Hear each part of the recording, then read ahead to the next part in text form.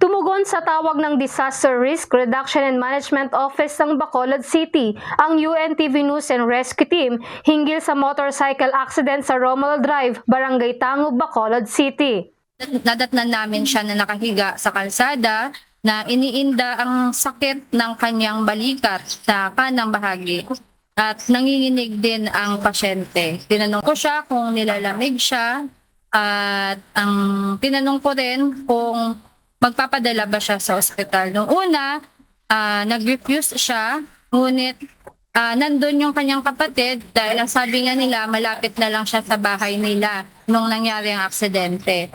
So, kaya nagpa siya ang pasyente na magpadala na lang din sa ospital. Ayon sa 28 anyos sa motorcycle rider, nakita na niya ang aso na tumawid sa kalsada, ngunit hindi niya inakala na babalik ito kaya niya nabangga. Inassess ng team ang kalagayan ng pasyente. Nang makita na nanginginig at nilalamig ang pasyente, nilagyan ito ng isang thermal blanket upang maibsan ang panginginig nito. Nagtamo ang pasyente ng mga gasgas sa kanang balikat, tiyan at kanang binti at maliit na pamamaga sa kanyang kanang balikat. Nilinis ng team ang mga sugat nito at nag-apply ng cold compress sa namamagang bahagi ng balikat.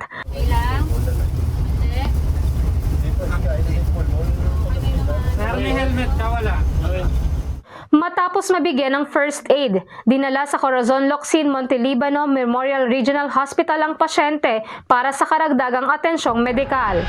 Habang nagro-roving po kami, may nadaanan po kaming isang lalaki na itinatayo yung motor sa gilid ng kalsada.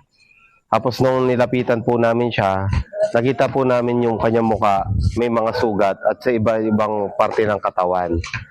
Nangyari ang aksidente sa tapat ng National Irrigation Administration o NIA sa Matatalaib, Tarlac City. Ayon sa pasyente, pauwi na sana siya sa kanilang bahay nang sumemplang ang kanyang motorsiklo dahil madulas at basa ang kalsada bunsod ng ulan. Ng gasa mamaya, Agad namang nilapatan ng paunang lunas ang natamong injuries ng pasyente. May dumating pong otoridad at saka yung ambulansya ng CDRRMO.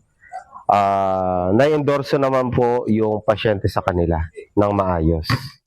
Sa mga nangangailangan ng agarang tulong sa panahon ng aksidente o sakuna, maaaring makipag-ugnayan sa UNTV News and Rescue Hotline 8911-UNTV o 8911-8688. Lizel Nael, UNTV News and Rescue. Diyos ang aming sandigan, serbisyo publiko ang aming pinahahalagahan.